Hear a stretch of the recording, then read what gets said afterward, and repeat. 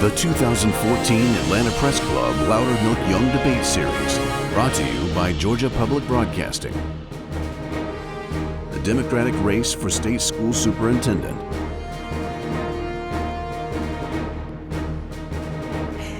Good evening. I'm Veronica Waters, anchor and reporter for News Talk WSB Radio. We'd like to welcome our viewers and our live studio audience to the Atlanta Press Club Louder Milk Young Debate Series, originating from the studios of Georgia Public Broadcasting in Atlanta. This is the debate between the Democratic candidates for Georgia School Superintendent. Now, let's meet our candidates. They are in alphabetical order. Alisha Thomas Morgan, a member of the Georgia House of Representatives, representing the 39th District since 2003. And Valarie Wilson, the Executive Director of the Atlanta Beltline Partnership and a former president of the Georgia School Boards Association. And now let's meet our panelists. Martha Dalton is a reporter for WABE 90.1 FM. Walter Jones is a political reporter and news analyst for Morris News Service. Christina Torres is a reporter for the Atlanta Journal-Constitution, covering state government and politics. Tonight's debate will consist of 3 rounds. For more information on the rules of the debates, please visit atlantapressclub.org. In the first round, each candidate will be asked one question by one of our panelists. Candidates have 60 seconds to answer that question. Let's get started. Walter Jones, you get the first question to Alisha Morgan. Good evening, and thank you for participating. You've been in the legislature long enough now to have made a mark, and as a member of the Democratic minority, I guess the question is, why haven't you achieved your goals in education through that route, and why do you think you'd be more successful as a Democratic superintendent when the rest of the government is still likely to be Republican? Thank you for the question, Walter. It's good to see you. I have been in the House of Representatives now for 12 years, and what I've learned is that adults have their lobbyists and children don't. And so I'm running for state school superintendent because I strongly believe that we have to have a state school superintendent who's a champion for children, who's going to do what's in the best interest of the 1.6 million kids in the state, including my own daughter, who's a second grader in Cobb County Public Schools. And so it's critical for me, as I look at the state superintendent's office, to have that person who has several years of experience in the state legislature, who can work across the aisle, who can get things done. And so you are right, I've not been able to accomplish all that I want to accomplish. I've passed laws, and I'm very proud of the work that we've done, but there's still a lot more work to do. And I want to be in that seat to make sure that I am leading and providing a vision for the education system in our state. All right, Martha Dalton, you get the next question to Valarie Wilson. Ms. Wilson, you opposed a 2012 charter schools referendum. You've spoken out against for-profit charter schools. On your website, you talk about the need for charter school reform. What is your position on charter schools in Georgia?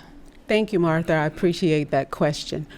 It is extremely important that we in the state of Georgia recognize that when charters were created, they were created to support the work in our traditional public schools. Now we have found our way to a place where these schools are competing with our traditional public schools. I think it's really important that we work together in the state of Georgia around public education to ensure that we are supporting our traditional public schools, and where that brings time or room for, or space for, if you would, a charter school to support the work of the traditional public schools. That's what we should be working towards. At the end of the day, the majority of this state's 1.6 million children will be in traditional public schools. Charter schools should be utilized and can help us make a great difference in the outcomes of our traditional public education system if we use them efficiently and effectively. All right, that concludes our first round. Now, in the second round, each candidate will ask one question of her opponent, and each candidate will have 30 seconds to ask the question, 60 seconds to respond, and then 30 seconds for a rebuttal. Now, by random selection, Valarie Wilson asks the first question. Thank you. Ms. Morgan, the state school superintendent is responsible for oversight of a multi-billion-dollar annual budget and a department staff of nearly 800. As director of the Fulton County Human Services Department, I managed a budget of $26 million and developed programs serving families and children. I've managed public sector and private sector employees. We understand that you've been in the state legislature. Could you talk to us about your direct managerial experience with budgets and staff? Sure. Thanks for the question, Ms. Wilson. First of all, as you may know, I'm on the House Appropriations Committee, where we have a $19 billion budget. And so I've spent the last 12 years having a clear understanding, number one, of how our state budget works. And as you also know, the education budget is the largest amount of that $19 billion. And so I have direct experience with working with our state budget, with helping in the process of making decisions about how we fund education in this state. As a state legislator and also a nonprofit manager, I have also directly managed staff in both of those capacities. Again, 12 years in the legislature and 15 years as a nonprofit program manager. Rebuttal? I'm sorry, thank you. Effectively managing one of the state's largest agencies is not a job that you can get on-the-job training with. Georgia's children deserve a leader who has the ability to manage staff, who understands the complexities of spending taxpayers' dollars, and who has the ability to work at a bipartisan level. I am the only candidate on this stage that has that level of experience. And I think that I am the only candidate that will be able to hit the ground running on day one. All right, Alisha Morgan, it's now your turn to ask Valarie Wilson a question. Thank you. Ms. Wilson, I want to ask you about leadership. In two recent situations, I think you've been pretty silent in acting on the best interest of kids. One instance, you are executive director of the Beltline Partnership, and as you very well know, Atlanta Public Schools is owed $19 million from the Beltline, and you've been pretty silent on that issue and haven't exercised any leadership. In addition, most recently, one of your special interest supporters is attacking the president and his education agenda, All right, and you've been Alisha, silent that's on time. Valarie, your response? In my role as the executive director of the Atlanta Beltline Partnership, we are the private nonprofit side of the Atlanta Beltline that actually supports the public sector side. The relationship between the city of Atlanta and Atlanta Public Schools is a relationship that they have to manage, and the mayor is doing that. My organization actually raises private sector dollars to provide relief to the taxpayers in the private sector dollars. As it relates to the situation with Georgia Association of Educators, I responded to that, and I believe that I've shared that response widely. Alisha? It's true that you've responded. The problem is it didn't exercise any leadership. A state school superintendent is critical in this position to have a sense of leadership, to have courage, to stand up against special interests and do what's in the best interest of children. And I'm concerned that in both of these situations where you have been in a direct position to exercise some leadership, that you've been silent and you've chosen special interests over what's best for the children of this state. All right. For those just joining us, this is the debate between the Democratic candidates for Georgia School Superintendent. And we'll now go to our third and final round. In this round, each panelist will ask a question to the candidate of his or her choice until we run out of time. I will determine when a rebuttal is appropriate. And Christina Torres, you get the first question. Appreciate that. Thank you. Ms. Morgan, I want to maybe carry on that conversation a little bit more. The NEA, as you had called out Ms. Wilson earlier this week in a letter, you talked about her not standing up to what you called the, quote, union bosses. Now, we know Georgia is not a union state, so why take that angle? You know, this was a very serious issue. We're talking about an attack on the President of the United States of America and his education agenda. And so for Ms. Wilson to be supported by this organization and to be silent, I think is unacceptable. What we need in this state is a state school superintendent who is willing to stand up. I have a very clear record, whether it's Democrats or Republicans, to always do what's in the best interest of children. This president has invested over $400 million in classrooms and schools across this state. And so to support a resolution or to be silent on something when he is being directly attacked is unacceptable. And we have to have a leader in the department who will stand up and do what's in the best interest for children, period. May I follow that up really quickly? Sure. I know got about they 20 called for seconds. Arnie Duncan, U.S. Secretary of Education Arnie Duncan's resignation. You think it's fair to say that's a direct attack on the president? I do. Again, this president and the Secretary of Education have transformed public education in this country and certainly in this state. And so to ask for the secretary to resign is an attack on our president of the United States and his decision-making power and his vision for public school students across this country and the 1.6 million students in our state. All right, Walter, it's your turn to ask a question. Well, Ms. Wilson, following up on that, do you feel like the education establishment, the NEA, the Georgia Education of Georgia Educators Association, and other groups are too powerful, have too much influence, as Republicans say they're the educrats? Do you agree with that? I absolutely don't agree with that. Let me just say for the record, President Obama has stood strong on behalf of teachers, and in his own words, he says that the most powerful influence on a child's success is the teacher that is in the classroom. The NEA and the other education lobbyist groups are not the educrats, as you call it, are not so powerful that they can overrule anything that is going on. Let's be clear. The powerful agenda that is moving across this country and in this state is the movement by billionaires to control our public education system. That is where the movement is, and that is where the power is. NEA, GAE represent hard-working teachers, parents, and communities. And I stood earlier this week on the side of parents, students, teachers, and educators in this state. And that is where I will always stand. My record demonstrates that with everything that I have ever done in public education. All right, Martha, ball is in your court. Your turn for a question. Ms. Wilson, you asked Ms. Morgan about budgeting, and your campaign sent out mailers criticizing some of her budget votes in the General Assembly, saying that some of the budgets she voted for were cutting funding for special education programs. But given the fact that revenues were down at the time of the votes, would you have voted differently? I absolutely would. And let me explain to you why. Districts across this state have received some deep financial cuts from our state legislatures, of which my opponent voted along with. At the same time that they were making these drastic cuts in public education, they were approving tax cuts for millionaires and tax breaks for billionaire companies. You can't have it both ways. And I think that that is something that we have to pay attention to. Under those circumstances, I absolutely would have made a vote opposite to the one that my opponent made. I think we should give Alisha a chance for a rebuttal. Thank you. I appreciate, Martha, you pointing out the truth about our budget situation.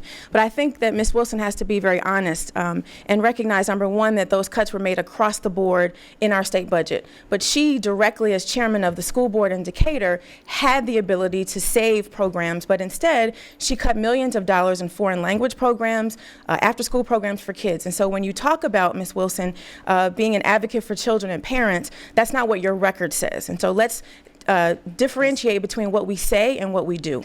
Valarie, how about 30 seconds for a counterpoint? Let me be clear. The state of Georgia has cut the City Schools of Decatur's budget by $14 to $15 million since my term on the board. City Schools of Decatur cut our budget by $2 million. We've always paid the lion's share for our foreign languages programs, and they are still there. The cuts that we made in the City Schools of Decatur were made at the central office level. We made no cuts in the City Schools of Decatur that harmed children. Thank you. All right. Nice. Christina? Thank you. Let's talk about testing. I'll give this question to Ms. Wilson. You've talked about ending high-stakes testing, but how do you do that when so much of a student's advancement is predicated on it?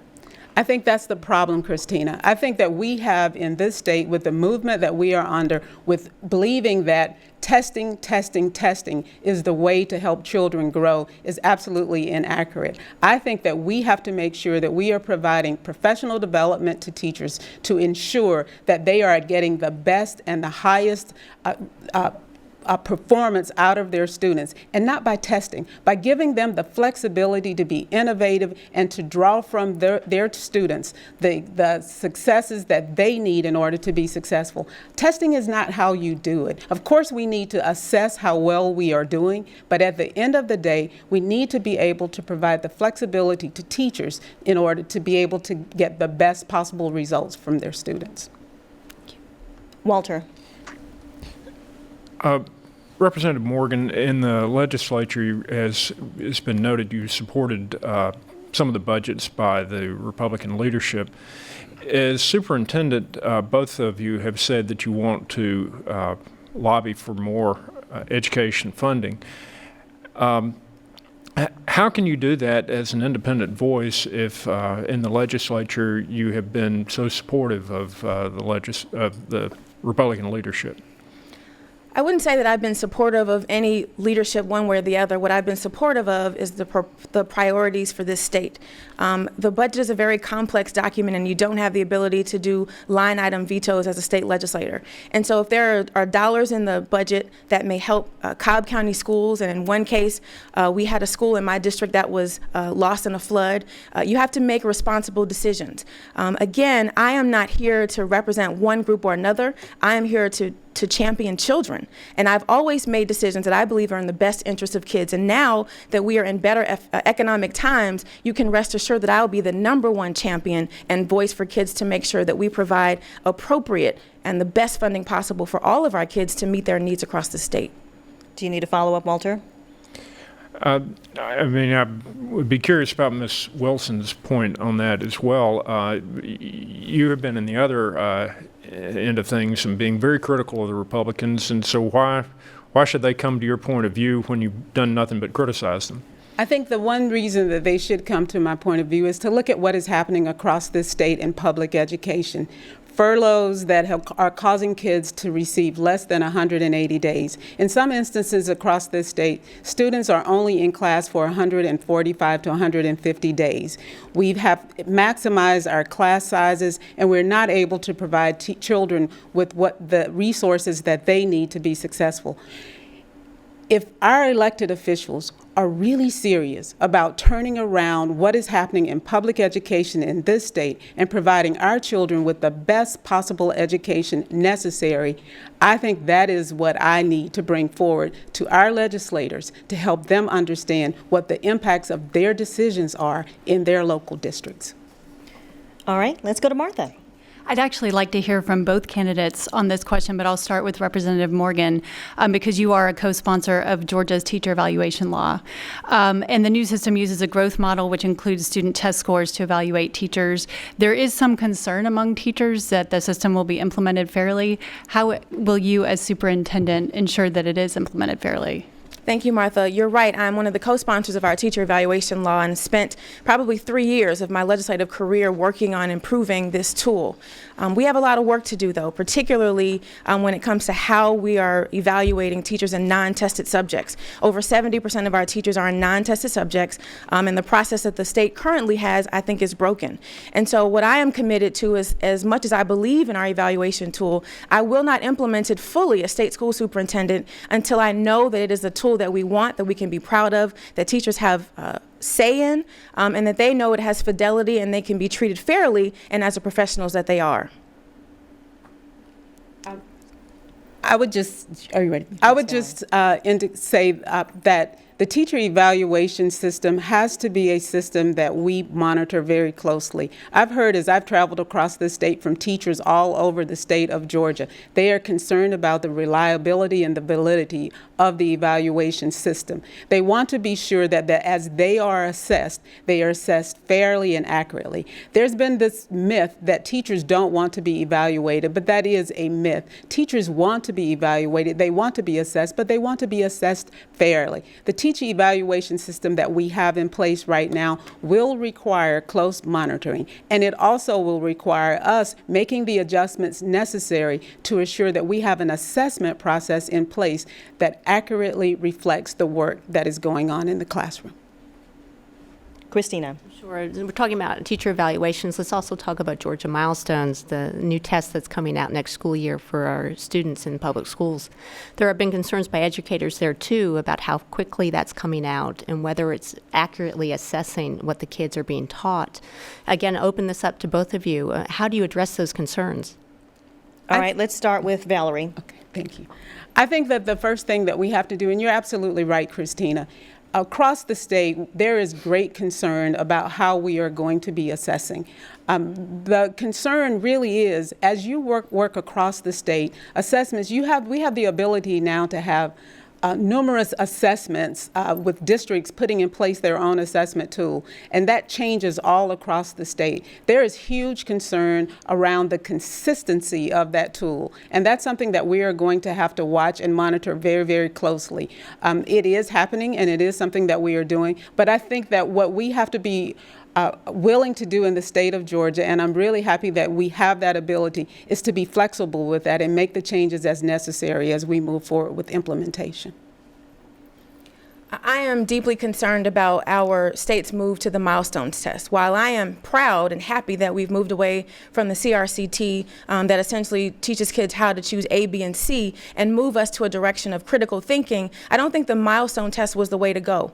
I am concerned that as we have embarked upon Common Core state standards, exactly what we need to be doing as a state, and why I'm proud to have worked with educators and stakeholders around the state to make sure we stay on track with Common Core, why we would create our own test and not be able to compare apples to apples with other states, I think is problematic. I'm not training my daughter to compete just in Georgia. I want her to be able to compete across the country and internationally. And so I don't think we're moving in the right direction. At the end of the day, we have to know where students stand. We have to tell them the truth about where they are and ensure that they are achieving at the highest levels possible. And I don't think the milestone test was the way to go. All right, we're rounding down this round. Let's go to Walter with probably our last question of the evening. Ms. Wilson, since this is a primary, obviously Democratic voters are interested in whether or not you can win in November.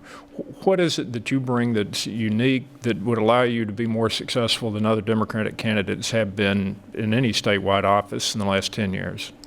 Walter, I tell you, I think what has happened across this state with public education over the last 10 to 12 years is the answer. I've led, as the president of the Georgia School Boards Association, Democrats and Republicans across this state.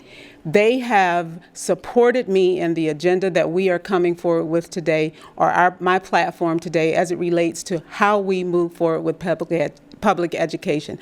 I have a bipartisan group of school board members and community members in this state who are supporting me in this race, and I believe that is why I have the ability to win in November. I want to say we have about 30 seconds to give you a chance to respond if you want. Alisha? Sure. I think Democrats have to make a really important decision in this election. One is, where do we want to go as a state in terms of education? And then, do we want a candidate who can actually win in November?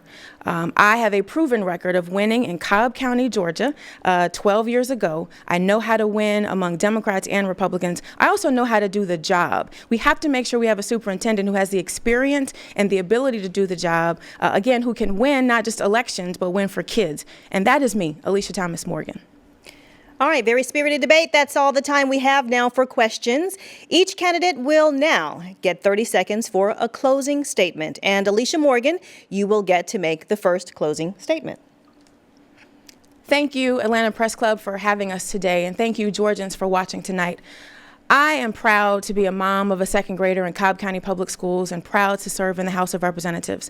We have to have a state school superintendent who doesn't need on-the-job training, who knows who the players are, who has the experience, who has the relationships to get the job done on day one. Because my daughter and the 1.6 million students in this state don't have 6 months or 10 years to get it right. They only have right now.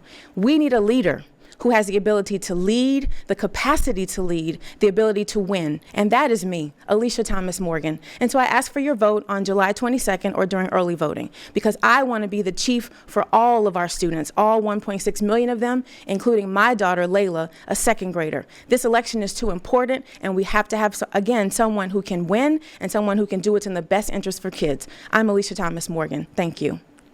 All right, Valarie Wilson, you may now give your closing remarks. Thank you, Veronica. The state school superintendent is responsible for managing the budget, people and programs of one of the largest agencies in the state of Georgia. I have served on my Board of Education for 12 years. I led that board as its chair for 7. I was president of the Georgia School Boards Association, where I led Democratic and Republican school board members from across this state.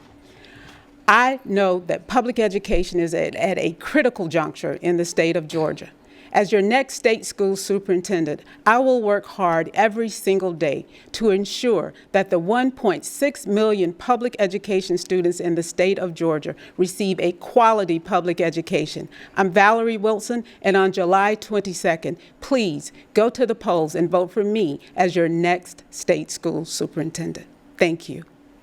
Thank you to the candidates. That concludes our debate. Now, we would like to remind voters that the primary runoff elections will be held Tuesday, July 22nd, and early voting is already underway. Please stay with us for the debate among Republican candidates for Georgia School Superintendent up next. Our thanks to the candidates and to our esteemed panel of journalists. We'd also like to thank the Atlanta Press Club for arranging tonight's debate. For more information about the Atlanta Press Club and all of the debates they are hosting this election season, visit atlantapressclub.org. This debate will be archived there. The debate will also be available on demand at gpb.org.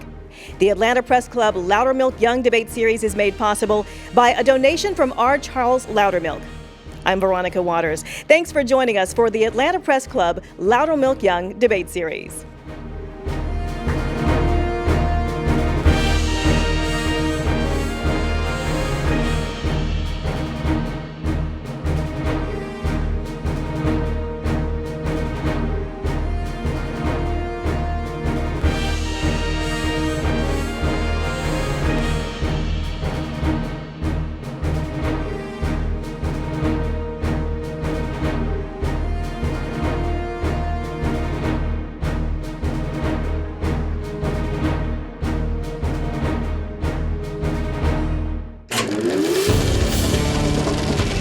This is a GPB original production.